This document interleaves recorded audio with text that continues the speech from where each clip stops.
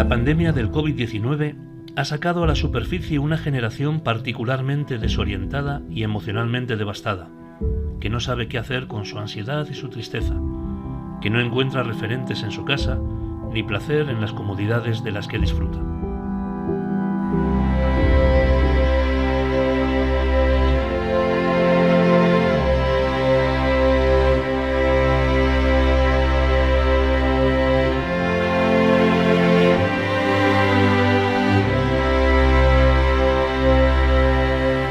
Hola, muy buenas. ¿Qué tal? Buenas tardes. ¿Qué tal? Muy buenas. Bueno, venimos a hablar de la epidemia de la tristeza, de un poco de lo que es la salud mental, que está muy a la orden del día, así lo llamaban, ¿no?, en tu documental.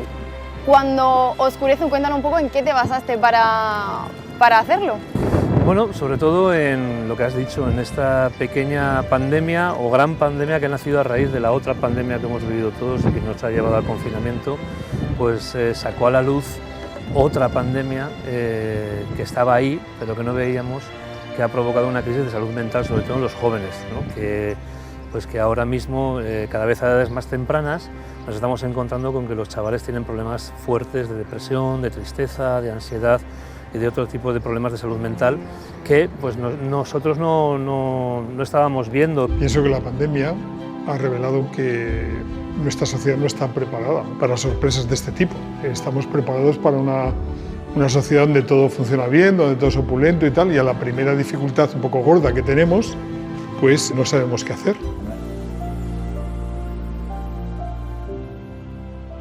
Si vemos por todos lados, por publicidad, por libros de autoayuda, cómo alcanzar la felicidad, nos da como un poco las claves, pero es tan fácil alcanzarlas al alcance de nuestra mano, es tan sencillo. Mira, yo creo que tal cual lo plantean es imposible, ¿sabes por qué? Porque no te dicen qué es. ¿Te has dado cuenta que todo el mundo te habla de alcanzar la felicidad como el objetivo último de la vida de una persona? Pero en el fondo lo que no hacen es definirte qué es felicidad. La psicología positiva, cuando se exagera de tal manera y se convierte en un eslogan, ¿no?, que podemos ver en tazas, en servilletas o en agendas de los niños, al final lo que genera es una falsa sensación de que yo en el fondo, si quiero, puedo ser feliz, y que si no quiero, si no soy feliz, mejor dicho, es porque no quiero. Eso es falso. Y eso está haciendo mucho daño a muchos jóvenes, porque en el fondo, claro, se sienten profundamente desgraciados. Si juntamos esta obligatoriedad de ser feliz con lo que se llama habitualmente el postureo, es decir, que tengo una imagen en redes sociales diferente a la que yo tengo en realidad o como yo soy en realidad, juntas estas dos cosas y te encuentras con una generación de jóvenes que lo están pasando muy mal. El mundo busca de forma espástica satisfacerse, buscar el placer, y encuentra inmediatamente, en cuanto lo realiza, que no le ha satisfecho. Hay mucha gente hoy, y en nuestros jóvenes, que vive en este estado de desgana, sin ganas de entregarse, sin ganas ni siquiera de divertirse. Si hay que dar una definición de la acedia asequible, es el mal de nuestro tiempo. Y si miramos alrededor nuestro, pues nos daremos cuenta de que uno de las principales señales o síntomas es el de la tristeza. En el documental hablas de un término que es poco frecuente, la acedia. ¿Nos puedes explicar en qué consiste, qué significa? La acedia es un término que hace referencia a una enfermedad espiritual, no de la mente, ¿vale? Es como que nuestro espíritu se pone enfermo. Nuestro espíritu es donde nosotros, es el sagrario que tenemos dentro, donde nos encontramos con Dios. Bueno, pues eso también se puede enfermar. Y es una enfermedad que provoca tristeza, es una tristeza por el bien divino.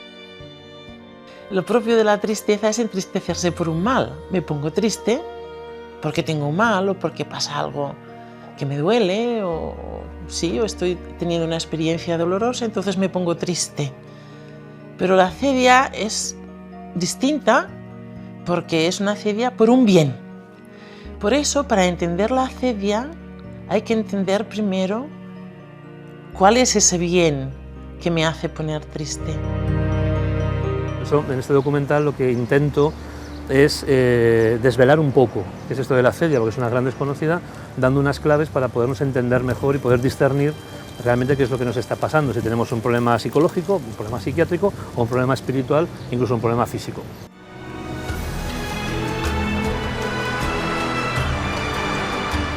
introduce este término, también introduce la figura de un náufrago.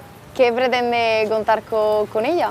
Pues cuento una historia, ¿no? Documental, la historia de un náufrago, que está basada en uno de los libros que a mí más me ha gustado en mi vida, más me ha impresionado y que más me ha ayudado, que es el libro de Robinson Crusoe. Y contamos la historia de un náufrago como metáfora de la depresión. Esta lucha por la supervivencia me pareció que era evocadora de una realidad muy profunda que viven tantos jóvenes que están muy desanimados, que se han montado en un barco, que les han prometido que ese barco les iba a dar la felicidad absoluta y de repente cualquier tormenta les ha hecho naufragar y se sienten muy solos.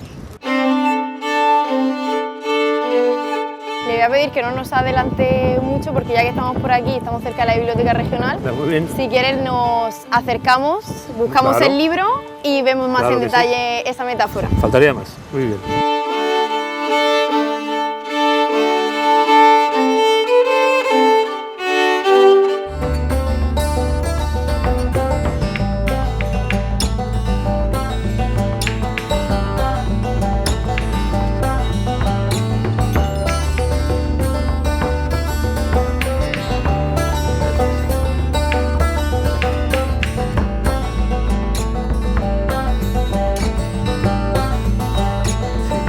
Ya tenemos el libro con nosotros, pues si nos puedes contar un poco de qué trata, qué nos cuenta el autor. Bueno, Robinson Crusoe es una obra que yo creo que en España es muy desconocida, pero tiene una razón. O sea, Robinson Crusoe es una obra profundamente espiritual, es una obra muy religiosa. El 80% del libro son reflexiones acerca de Dios y acerca del sentido de la vida. Lo que pasa es que a España esto no ha llegado, no la conocemos bien, porque hemos vivido siempre de una traducción, la que hizo Julio Cortázar, que era un gran artista, pero un hombre muy de izquierdas y muy ateo, que en la traducción que hizo de Robinson Crusoe, que es la que nosotros hemos manejado desde pequeñitos, lo que hizo fue expurgar absolutamente todo contenido religioso del libro, entonces lo redujo, pues como te digo, en un 60-70%, o sea, ya con unas versiones muy reducidas de Robinson Crusoe. Desde hace relativamente poco tiempo, 8, 9, 10 años, tenemos acceso ya a ediciones completas del libro de Robinson Crusoe, con ese 80% que se nos había quitado, vuelto a añadir, y por tanto entendemos el libro tal cual fue concebido, y es un verdadero tratado espiritual. O sea, Robinson Crusoe es verdaderamente una especie del hombre en busca de sentido de Viktor Frankl novelado. O sea, es el por qué Dios ha permitido que a mí, una persona como yo, que soy Robinson Crusoe, en plena flor de la vida, con dinero, con recursos, ahora naufrague y me quede perdido en la isla, ¿no?, desierta. Y toda la reflexión teológica, en ese sentido, el por qué me quiere decir con esto, qué sentido le encuentro, es absolutamente maravilloso.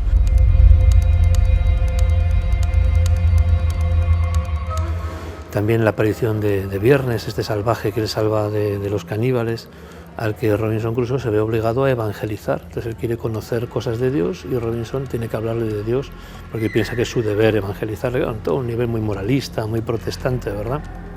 Pero en el fondo muy real, que obedece. Entonces este Viernes se convierte un poco en el salvaje interior de Robinson Crusoe, que es el que le cuestiona las verdades más profundas sobre el sentido del sufrimiento. O sea, el autor pone en boca de Viernes lo que en el fondo cada persona se pregunta acerca de Dios, es decir, ¿por qué existe el sufrimiento? ¿Por qué Dios permite, si es tan bueno, en el momento que Viernes le pregunta, si Dios es tan bueno, ¿por qué permite los sufrimientos y tal? Entonces Robinson Crusoe se ve obligado a pensar sobre eso para contestarle, para evangelizarle. Es un diálogo delicioso, maravilloso, es una reflexión muy, muy bonita y muy real acerca del sentido de la vida. Por eso me parecía que era una perfecta metáfora sobre la depresión. Además el autor, Daniel Defoe, lo escribe en un momento personal muy triste, cuando él estaba en el paro con un montón de hijos, había quedado sin trabajo, tal. Es el momento en el que escribe Robinson Crusoe, que bien pudiera ser, no lo sabemos, ¿verdad?, pero bien pudiera ser que el hombre estuviese atravesando su propia noche oscura, su propia depresión, y que por eso lo reflejase de esta manera metafórica. Nosotros nos entendemos mejor por medio de las narraciones y de las metáforas, muchas veces que por medio de la razón más científica, ¿no? Muchas veces cuando nos contamos una historia o leemos una historia, eso nos da la capacidad de comprender mejor lo que nos pasa.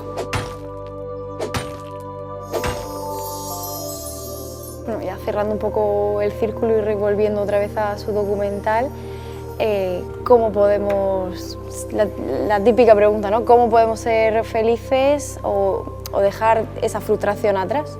Yo creo que la crisis, como decía Víctor Frankl ahora que lo citaba, la crisis actual del hombre es una crisis de sentido. Es decir, no tenemos sentido a las cosas que nos pasan. Yo creo que la lucha debe ser encontrar el porqué, si existe un porqué.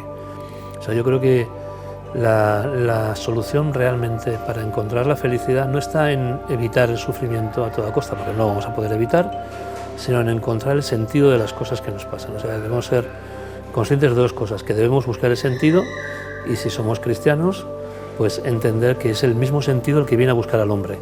Es el sentido el que viene a buscarte y a ayudarte a entender las cosas que te pasan y a verlas como una historia, en el fondo, de amor que conduce a un final feliz. Ese sería el punto.